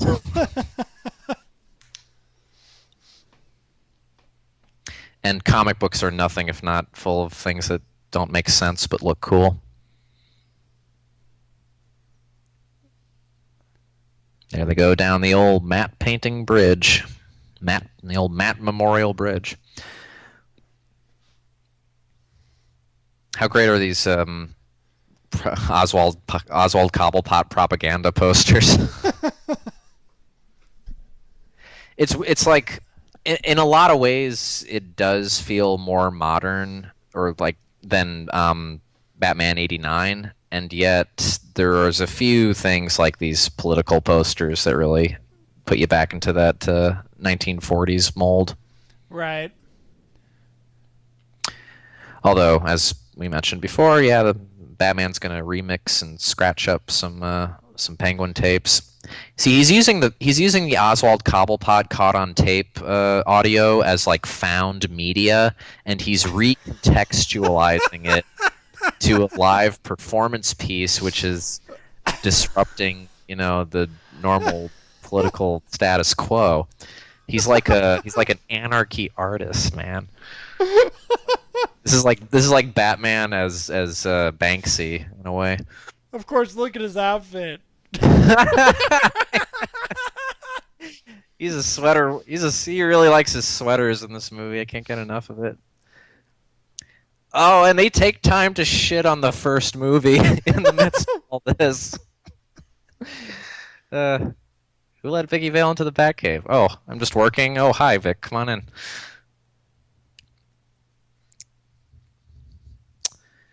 And look, it's just the same set as like the fireplace. It's just slightly off to one direction.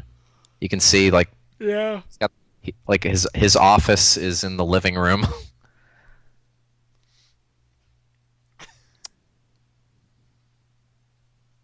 How comfortable does he look sliding down that tube? It's like another 66 moment. It's like it's not quite the bat pole, but it's the bat tunnel. Even reaching into the aquarium to flip a switch is kind of like flipping the switch under the Shakespeare bust. I don't quite think there was anything like that in Batman '89. He just sort of shows up, and he's just kind of there in the Batcave. He shows up in there. Well, there's the very futuristic camera shot, the one-way Right. glass and that sort of thing. Yeah. But in this one, you never get the feeling that anybody ever goes to Wayne Manor. Right, he's not throwing charity balls. It's really high-tech user interface there. Frequency jammed, frequency jammed. the Bat There's that. CD player. What can you say? Somewhere on Tumblr, there's a GIF of that CD going in over and over and over again. Why would he say that? He didn't even take off his glasses for this one. I love Danny DeVito's acting when he's realizing that he's been found out. The sneer to the side. So this was kind of like Donald Sterling before there was Donald Sterling. But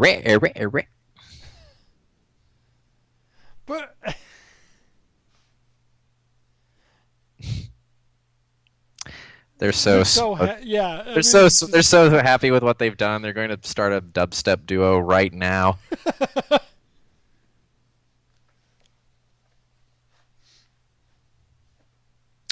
Is there a Batman comic where Damian Wayne is like really into dubstep and Batman's just like, I'll get you kids today?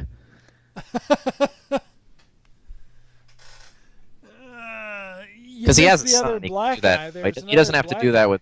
He doesn't have to do that with Robin anymore. God, there's probably a lot of Batman comics from around the time of Batman Returns where Robin is like listening to grunge and Batman's just like, go fig.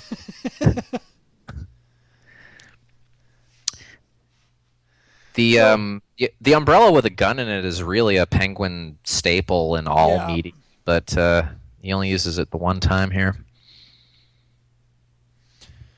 So that's 45 counts of attempted murder. I love how he opens fire into an unarmed crowd, and like the only way he wouldn't hit anybody is if he was deliberately trying not to, and somehow I don't think he had that mercy in him at that moment. And like a Ninja Turtle, he jumps into the sewers to escape. Finds his way back to his giant duck. Yeah, it's like it really is too bad that you see it earlier in the movie, because it just would have been mind-blowing and seeing it for the first time there. Except you wouldn't have, right? Because like we've been saying, this thing was heavily promoted. It was a major movie. There were McDonald's toys of this duck. Oh, yeah. I think I might still have one somewhere. Love the creakiness of the duck wing as it slides all the way open.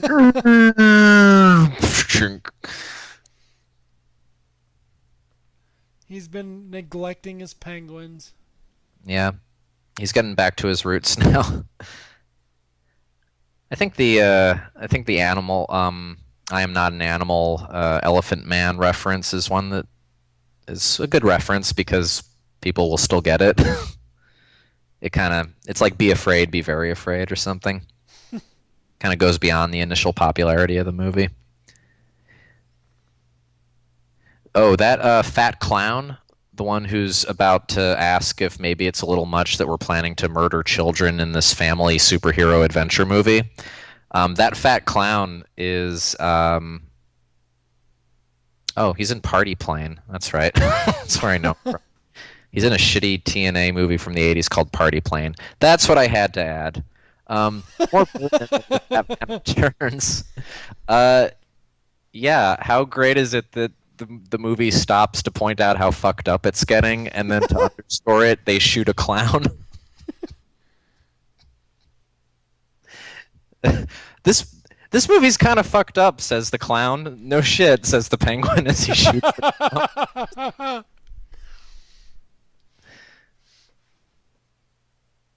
No, it's a lot. Alfred walking dangerously along the precipice. Batman just fixing his car. Yep, he's just working on his car in a coat, in a little jacket there. Walked off the set of Mr. Mom. Very stylish, very stylish. These Max Schreck cat heads I always thought kind of looked Fleischer-esque, like a Betty Boop cartoon or something. It's a nice little influence. So if this were a Nolan movie, this would be the part where someone says to Bruce Wayne and or Selena Kyle, "Hey, how come you guys aren't in costume?" and then one of them would say, "Oh, maybe we are." Oh, look at that pyramid on Max Shrek's head, Illuminati. With the eye and everything. They're Looking at secret. They're secret. Bruce. With the eye, exactly. They're cluing us into their sinister influence. Okay, back to the movie. Fan of the Opera reference there. Nice. Uh-huh. Nice. And Susie and the Banshees on the soundtrack. Just to really goth it up here. It's actually a cool song because like they work the Danny Elfman Catwoman theme into it. If you listen to the song on its own, Yeah. there's a music video, but it's just like clips of the movie and Susie in some Caligari-looking set writhing around. Well, I guess you do get a sense of Bruce Wayne's social standing again, thanks to this scene. He's not completely just your average, ordinary, everyday Joe. When you see him here in the tux and the little bow tie, it's a little bit like he's, I don't know, an old time leading man. Because I don't know what, like, yeah, Val Kilmer wears a tux in Batman Forever, but it's that some fucking neon day glow abomination corporate promotion that Edward Nygma's putting on. This is a real class party. This is like a party that the Shining ghosts would be at.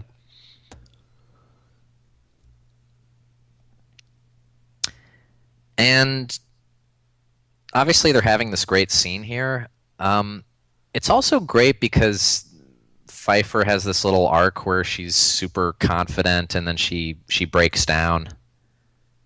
And it really like reminds you of that the character is not just supposed to be this unstoppable she-bitch. Right. She's got her vulnerability and her motivation. Like she's clearly willing to, I don't know, get thrown in jail tonight just to shoot Max. Pulling out a loaded gun in the middle of a ballroom. It's crazy.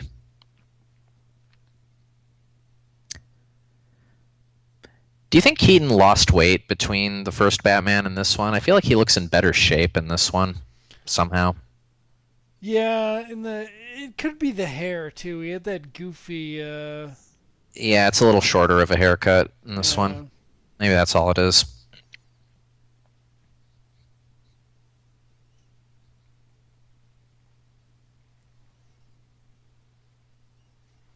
Oh, here we go. They both realize that they're the only other. Each is the only other person who would ever say that while looking at mistletoe, and they're meant for each other.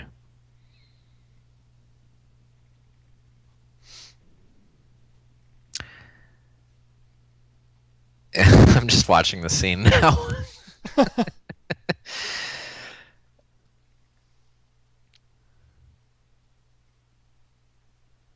I will say, in anticipation of the Penguin about to burst up from the ground, this was like one of the big money shots from the trailer to this movie. Yeah, it was.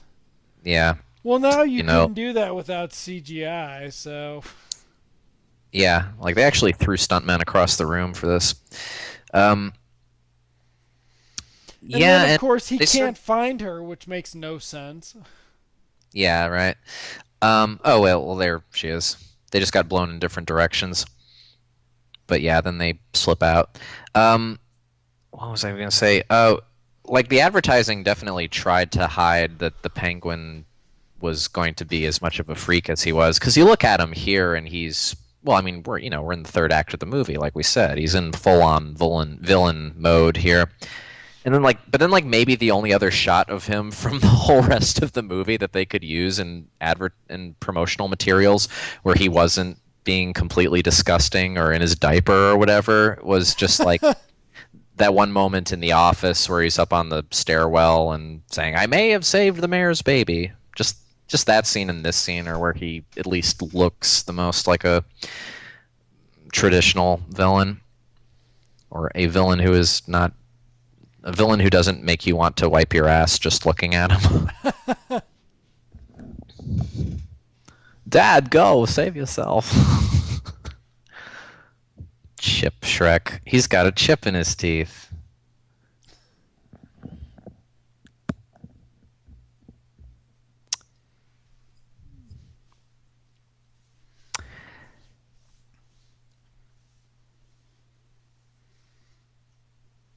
And now we get back to Christopher Walken having a far bigger part than one would expect. Yeah, he's kind of gone from. He kind of. They kind of didn't need him in the story at this point. They could have gotten away with.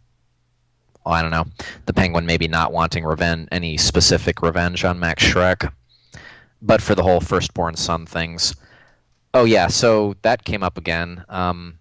Because the Penguin is threatening the crowd, telling them that all their children are being kidnapped. All the children, all the firstborn children in Gotham City are going to be kidnapped because look at this, because because he wrote down all their names over what I assume is like a marathon 40-hour cram session at the Hall of Records for a city the size of New York at least.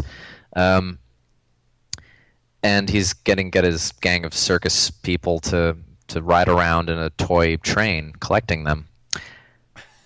Again, this is like, okay, well, this is probably as illogical. This is probably the most illogical thing in the movie, in a movie full of illogical things, I would say. But Didn't you? Sorry. Also the most traumatizing to children. So Well, I think you could get the toy train as a McDonald's thing. I think you could get this. Like the Batman Returns toy train. Yeah. I don't doubt it. If not at McDonald's, then like, the Kenner toy line, perhaps. Yeah, just stuffing children in barred cages for their It's murder. fine. For their murder later. I mean, Vincent Schiavelli's face alone should be enough to give any child nightmares.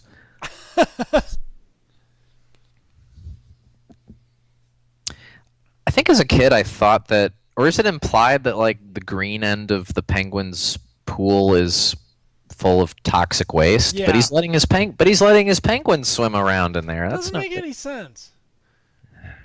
Similarly, it doesn't make any sense that Batman could get the monkey to do that.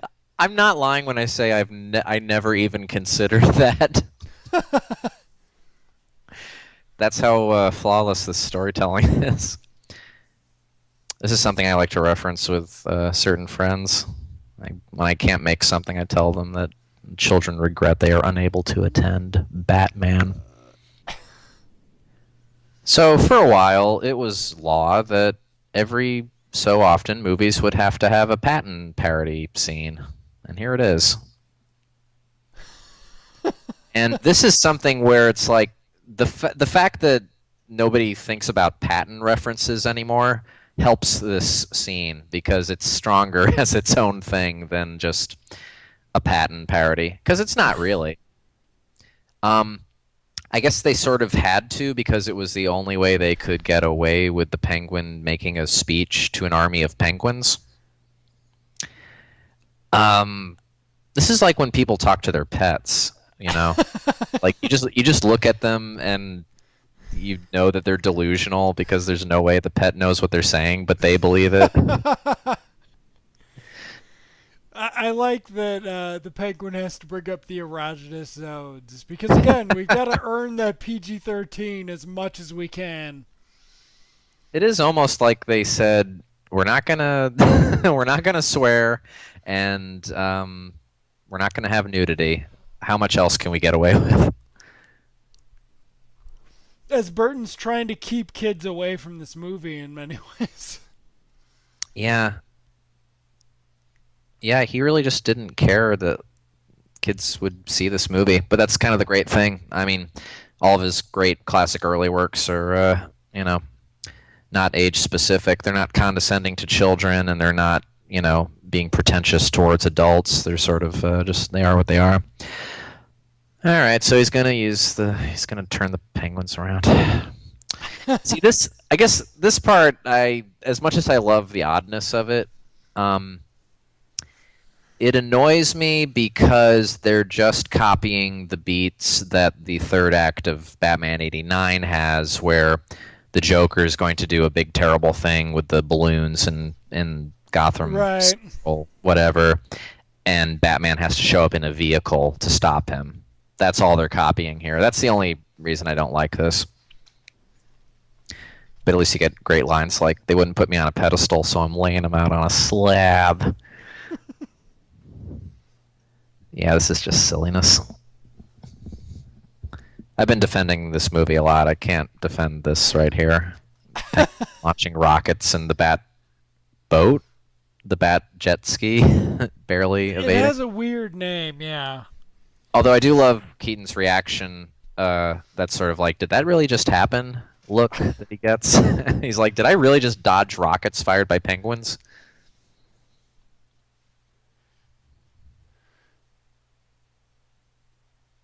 Just to try to underscore some reality here, this announcer lady is talking about what the death toll is going to be. Because that's not going to be bad for kids. That'll be fine for them. That's really one of the lesser offensive things towards kids. Not that it isn't. It's just one of the lesser ones. 100,000 people. Like, do you have to say it like that? She's got the dog, though. Yeah, Poodle Lady is by far the most chilling of the of the circus gang. Because she clearly loves her little dog, but she's going to kill hundreds of thousands of children. She's like, I started out just wanting to work in the circus. How did my life end up here? I'm engaging in the destruction of an entire city.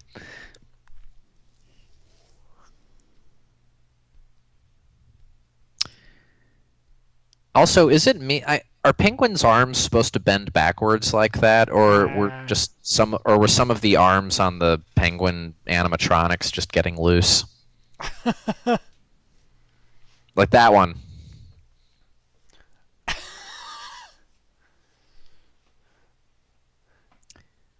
How would he be able to detect the motion of just penguins? Right. I guess because, what's less explicable is, how does the penguin have technology to radio control direct his penguin army? It would actually be more believable if he just spoke penguin and was telling them all where to go. I mean, more believable by the rules established in this movie. Oh, and this is great. It's like it's a good thing that there was just that tunnel adjacent to the main entrance. Yeah, I just get annoyed that they felt they had to do this to copy the end of Batman '89. And the cartoon logic of it's actually the same cartoon logic that you see at the end of Batman '89, as far as like, the Joker shoots the bat plane with his gun and it goes down. We've got a big motorized rubber duck running upstairs here. This, it's tapped from the same vein, so that's what makes it work. I mean, but actually, Batman and Penguin have pretty good banter too. I mean, on par with whatever they say to each other at the end of Batman '89. But actually, one line in particular that I love, not so much the rest of it, but, "You're just jealous of me because I'm a genuine freak and you have to wear a mask." Like, again, you talk about good comic book dialogue in this movie. That's just like, it's a funny, insulting summation from one character to another of their entire relationship and the absurdity of it. And, whatever, you compare that with Heath Ledger mugging and going, "You're just a freak like me." Oh, and Batman says, "You might be right." Yeah. little bit of a Killing Joke moment, perhaps. I remember, again, before I saw this movie, like, one of my friends described it to me as a kid, and he was saying, like, yeah, and then Batman takes out a remote and he pushes the button and everything explodes. and I'm like, that doesn't sound like Batman. What? I mean, I can barely explain what's happening here. Batman just has a remote that will make the Penguin's rockets launch. So when the Penguin grabs it, he presses it eagerly because he thinks that the rockets are going to like launch at Batman, or he's so happy here. Like, what does he think's going to happen? Yeah, that's going to happen. Yeah, CG bats. It's a cheap gimmick, but I love in any Batman story where a Batman villain gets surrounded by real bats. And yeah, Batman keeps a compartment of bats in his boat. In his boat. I don't even know. Bats are useful. You know what? Maybe they were just supposed to have come from somewhere else. I don't know. It's nighttime, whatever. They just sort of come out of nowhere. It looks like they come out of the boat. I love how they're able to sell this like silly idea of Shrek getting out of his cage with the key. It's just perfect. I think it's because of that great take the monkey does when he takes the keys. When they shot that, they were like, yeah, fucking nailed it. That monkey just made the best face. All right, realism quibbles. No, a revolver wouldn't work after being submerged in water. But come on, that happens in lots of movies. All right, so now we've got kind of Phase 3 Catwoman here. She's all disheveled. Yeah, we're not really worried about that. It's nice to see a superhero movie where this is not actually referred to as Catwoman costume Mark III. I like that Batman got to use a bit more grappling hook type gadgets in this one. Like this grappling hook that he's going to slide down on.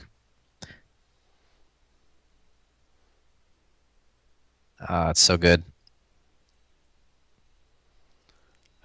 If there was one kind of Batman moment that Burton could always nail out of the park, it was like him swooping down on things. Yeah. His wings spread out.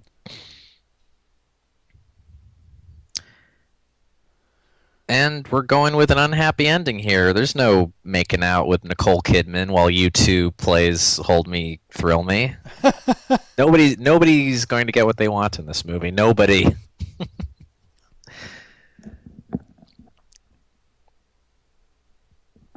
And it's you look at the first movie, like Keaton really had to struggle to act through the kind of the helmet of the bat mask, yeah, cowl, and in this one, like they sort of sculpt it to his face more.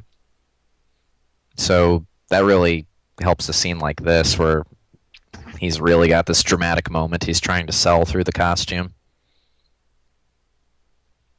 Yeah. And she's got a lot more visible face. So. Right. Well, you can see her eyebrows. Yeah. Whereas Keaton has these sculpted ones. So when you saw this for the first time, did you notice that his mascara was gone? Yes, I did. Okay, I was young enough that I overlooked it.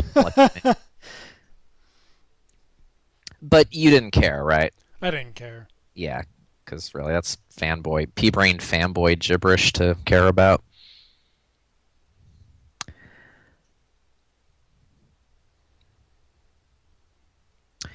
Actually, as a kid, I saw this and I thought he looked like Darth Vader, as I'm sure probably a few people did. With the high back collar, yeah. Yep, and the black cape. Yeah, suddenly Batman is Vader Keaton. She has amazing hair for wearing around that, skull cap.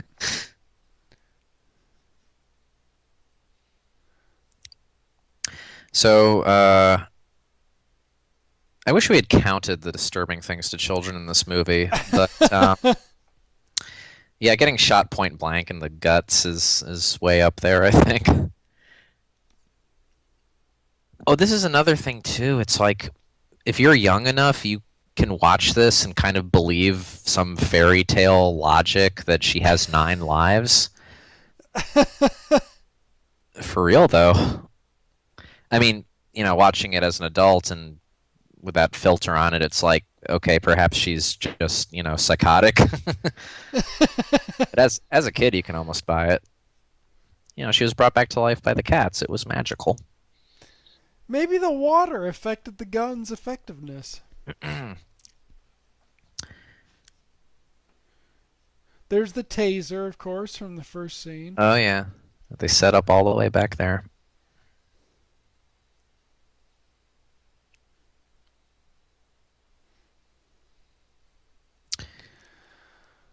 Not much for Batman to do at this No. point.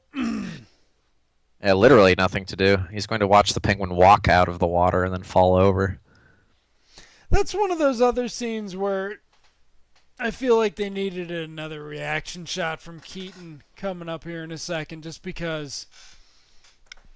Yeah, it's kind of making him a little bit much of a bystander during this whole climax.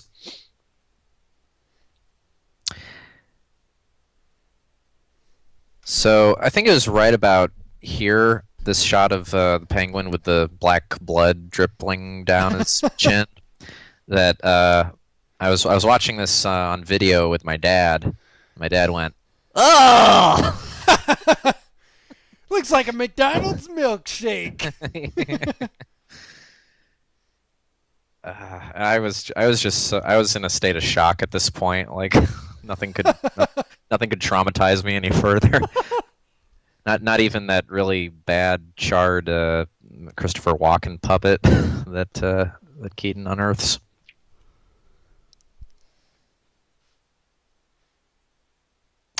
How great is that reaction shot of Keaton though over his shoulder and the zoom in? That's like Batman. That's really Batman without the mask right there. And the Penguin has a big operatic slash Vincent, maybe not so much operatic as Vincent Price kind of death scene here, or a Universal monster. And then just to really put a cap on the opera, the dark theater of it all, he has these Penguin pallbearers Who have just been waiting there because they're not, they're not the ones who have to send the missiles. They're the royal guard of the Penguin army. Yeah, and here's the thing too. It's like probably a part of the backlash against this movie at the time really was from comic book fans. It really was. I think. I mean, I don't know what your experience was, but it was sort of accepted as like a fact of life, and oh sweet, there's a new Batman movie. But once that initial buzz wore off, it was a lot of Batman comics readers saying that Burton had gotten too weird and too silly. Was that your take on it, or at least from like the scene from comic fandom at the time? At the time, I was not. I don't think I was reading comics a lot, but I mean, there was a lot of backlash from fans of the '89 one for this kind of thing. Well, sure, and that too, because it's so different. Well, I don't know. In any case, history continues not to be kind to Batman Returns. It's never gotten its due. No, I mean, it's sort of well remembered, but even critically, it's not. It's not making any 10 lists or anything. But it really, I'd go so far to say, nah, I would. It's one of the best, big studio movies of the '90s, of the whole decade. Oh, easily, just because. Like everything works, and it's also like unique and unique in a kind of dangerous, exciting way that took risks. And I really think there is something for everybody. I mean, I think you might have to. This is a Batman movie that needed to be, and we're lucky to have it because no other Batman movie has attempted to be kind of gothically horrific while also funny and intelligent. And tragically humanist. Yeah, and also it has good action. It doesn't skimp on that either. So I don't know. It just kind of, yeah. Sometimes I like to say this is the better, it's not as good of a Batman movie as Batman 89, but it's a better movie. And sometimes I think maybe it is a better Batman movie, or at least a perfect complement to the first one. Yeah. And now I'm upset again that Burton didn't make Batman Forever. Yeah, well, it wouldn't have been called Batman Forever because he is quoted as saying Batman Forever sounds like something you'd get tattooed while you're on acid. So he would have gone with a different title at least. And that's very those two movies, Batman Returns and Batman Forever, really show the two sides of the '90s once Right? blockbuster nonsense had taken over by Forever, and then of course this shot and harkening back to the first one, and Hmm. here we go. And Catwoman's alive, and she had time to fix her costume. Yep, Setting up a Catwoman movie, which would not come to fruition until 10 years later with Halle Berry.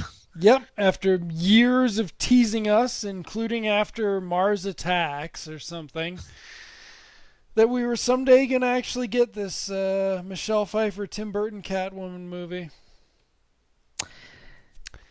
Yeah, Yep. I Which, by the way, if you again read Daniel Waters' interviews, all of his ideas were totally campy. It's like she goes to like a rehab center for superheroes or something. I'm not even I'm barely exaggerating. Like, yeah, I think the script is available online, but yeah. I've never read it. I don't think there's any real reason to, but it No. is funny how he really did not care to make a superhero movie. Um, yeah, this movie's got a lot of credits. A lot of people worked on this. Uh, Not a lot in the special effects there. Look at that. That's only what 10, 12 people. I yeah, remember when I saw this in the theater. I saw it with my best friend and his family, and they all hated it, and I loved it, and I yeah. was bewildered the entire ride back to their house. That because I at this point I had sort of 92. I'd sort of calmed down on my Batmania. Yeah, so you needed to be won over, and you were, huh? I was. This won me over, and it always has. I guess a lot of America was right because like there was animosity towards the hype that surrounded the first movie that might have fed into the backlash against this one as well. I mean that would have like fed into any kind of backlash regardless of how Batman 2 turned out. I mean, I don't remember the hype. I mean, obviously the hype did not continue. I mean, it was very much like But it wasn't going to continue because with Batman 89, we're talking about like two generations of Batman fans being like, "Holy shit, there's a Batman movie." right. And with this one, there was a little bit of a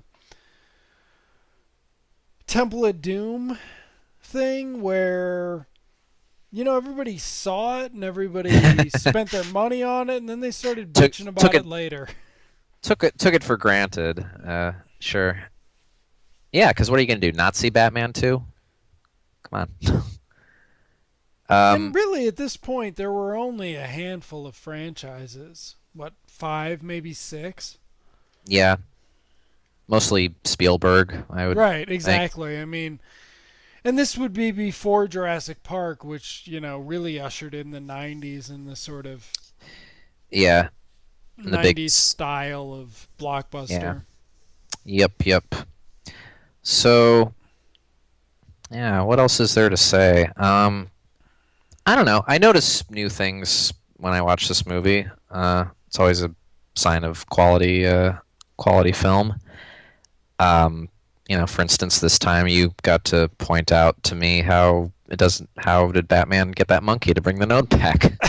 Even if it's just noticing new, logical flaws, that still counts.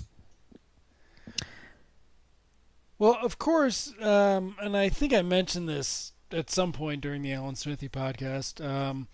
There was an article at the time where they interviewed Burton. I think it was probably in Entertainment Weekly. on the set of the old zoo after filming had finished, and the vehicles were still there, and the feature writer was just stunned by what. Wow, I love it. Pat Hingle is credited after Chip. Wow. Yeah. But and Doug Jones was in this movie. Everyone, there you go. But yeah, so the writer from whatever magazine was just sort of stunned by being on that set. Yeah. And it brought up these very Empire Strikes Back vibes that didn't carry over to the audiences, I guess. Yeah. Well, I don't know, America. Hollywood gives you this movie and you don't care for it. Well, No. phooey to you. You'll get Batman Forever and you'll like it. Oh wait, you do like it? All right. Well, here's Batman and Robin. Oh yeah, Face to Face by Susie and the Banshees, and Super Freak gets credited because the band at the Max Charade Ball is playing an instrumental of it. Can you even imagine a major studio picture having, what was that, 3-minute end credits or less? Yeah, and I always remember these credits as being really long. And they're not. No, they were long at the time.